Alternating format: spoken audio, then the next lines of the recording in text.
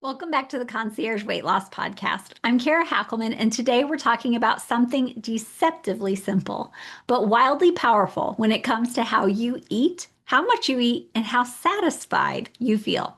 The topic: slowing down.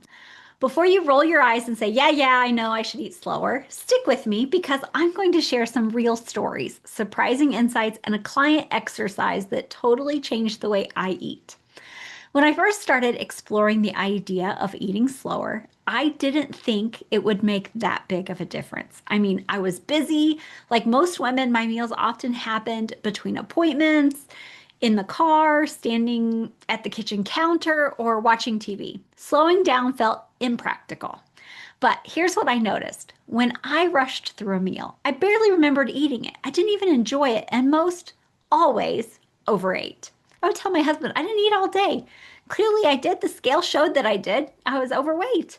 So I started experimenting with something I now walk all my clients through. It's this exercise. So, how you're going to start, you're going to pick a favorite food, the one that feels irresistible, like you're out of control with, the food you usually would not have if you were trying to lose weight.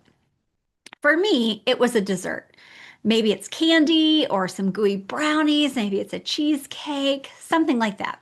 For some of my clients, it might be chips or fresh bread with butter or their go-to drive-through order. So now here's the twist. Instead of devouring it the way you normally would, whether it's in secret or all of it at once, you take one bite, and then you slow down. Are you ready? So I guide them through this entire experience. So they'll get their food, they'll take a bite, and then they answer all these questions. So they write them down as I'm asking.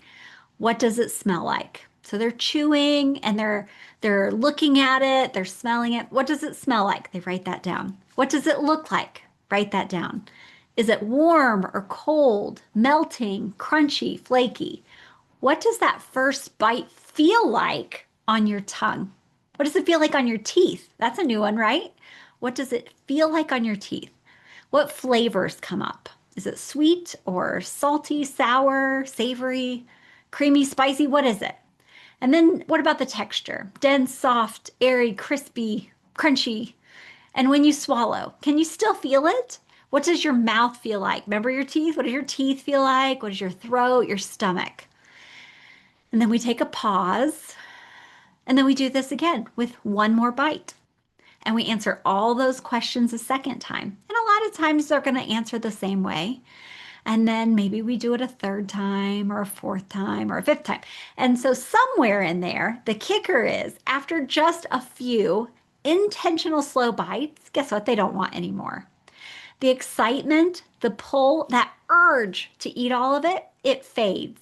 Those few bites, that was enough because their body finally had a chance to send that message.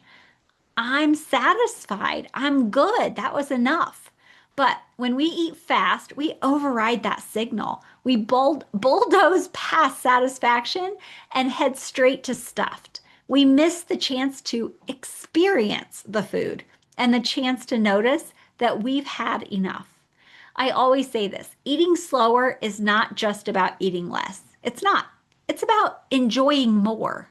And yes, I'm absolutely that person who moans and groans during food when something tastes so good. Like a closed-eyed, happy sigh, oh, yes, delicious. That kind of savoring, it turns a bite into a moment. And you start to realize, wow, that was actually enough. I don't even want any more. I don't need the rest. My son does this too. One of his friends heard him eating, I think he said it was steak while they were playing video games in their headset. It made him so uncomfortable. He was like, "Hey, can you turn your microphone off while you eat?"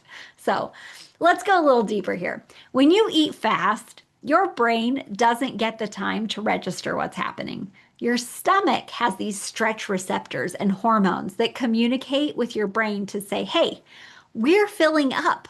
But that takes about 15 to 20 minutes for that to register to your brain. So if you finish your meal in 6 minutes flat or less, guilty, your brain hasn't caught up yet. So you go back for more or you finish your plate, even if you've already had enough. You might not know. I call it the accidental overeat.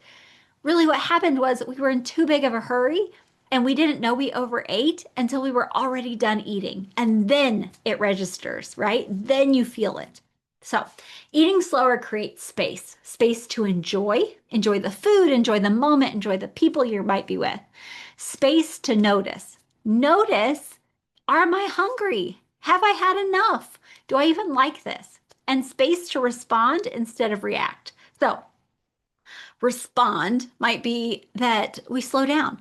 Respond might be that we just have a bite or two or we leave a few bites behind. It doesn't have to be massive overhauls, just a little bit of response. And it makes such a difference. Let me tell you about someone else. We we won't even call her a name because she's a friend. So she felt totally out of control around chips and queso. And every time we went out, she would go and have this and she would polish off the whole basket before her meal even came. So we tried this experiment one day. We tried the eating slow experiment together. She took a chip, she dipped it slowly, noticed the texture, the crunch, the salt, that ooey gooey yummy of the queso, right? The temperature. After the third chip, she was like, hey, I don't think I want any more. I think I'm done. She was so shocked, not because she was trying to resist it and be good. You know, I know I'm a weight loss coach, so people think I'm judging how they eat. But no, it was because it didn't hold the same power for her anymore. That's what slowing down does. It interrupts the autopilot. She'd never had that happen before. So it gives you the option to choose. Do I want more? Am I still enjoying this? Am I satisfied? Have I had enough?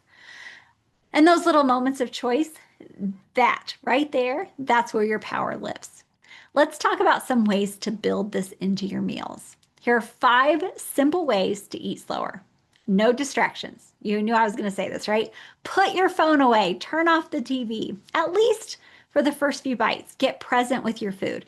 If you are eating with other people, just start preparing your meal, look at it, zone into your food, and then you can come back to the conversation. No distractions, at least for the first few bites. Fork down between bites. That'll help you slow down, right?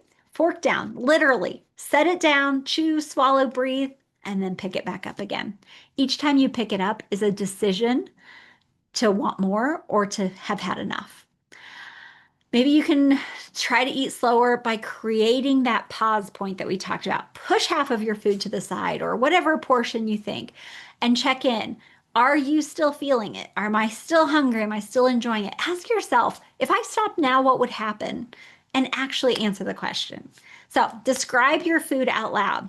You can do this out loud or in your head. If you're eating with someone else and you start describing your food to them, it can be a very fun game.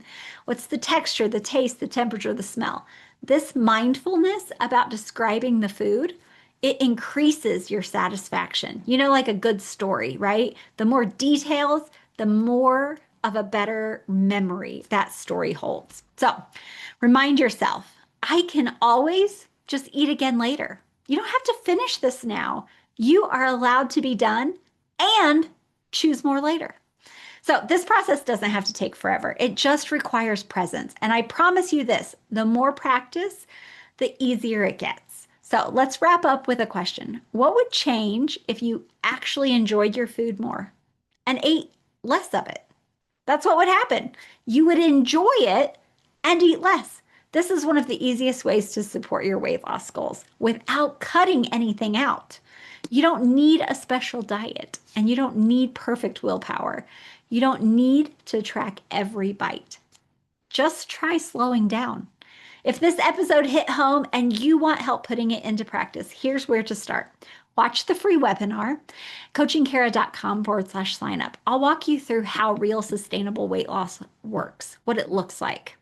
Or go ahead and book a free call with me, coachingkara.com/free call. We'll talk about your routines, what's getting in your way, and how to create a plan that actually works for you and your life.